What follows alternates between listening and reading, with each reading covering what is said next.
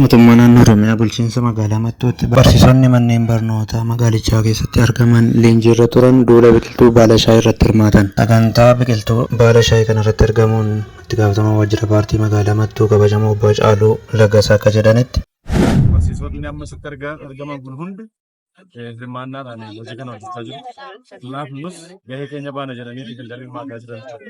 Akka walii galaatti inisiatiivii mootummaan qabate lafa qabsiisuu keessatti gaheen barsiisaas olaanaa waan ta'eef itti amananii aanatu biyya kanaaf jira jedhanii gumaacha isaaniitti kan taasisan. Itti dabaluunis itti gaafatamaa waajjira barnoota magaalaa Mattuu kabajamoo obbo Kabbadee Nagaasoo akka jedhanitti.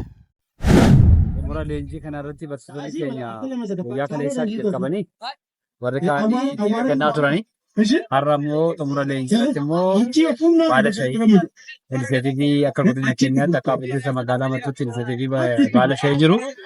Yeroo ammaa kana akkuma addajii xumurree taanee akkuma ilaaltan kana barsiisonni baala shaayii goonsaa baala shaayii galchaa jiru. Xumurarratti itti aanaa kantiibaa bulchiinsa magaalaa Mattuu kabajamoo obbo Joonii Tasfaayee ergaa itti aanu dabarsanii jiru.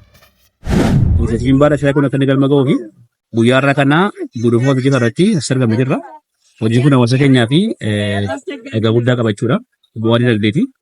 Gaafa galma ga'u eenyummaa keenyaaf carraa hojii nu bana eegumsaan dursite waan ta'eef adargii illee meeshaalee biyya irratti galchinu baala shaayii kun kuusaa waan ta'eef bu'aa faayidaa isaa guddaadha kan jiru qabnachaa.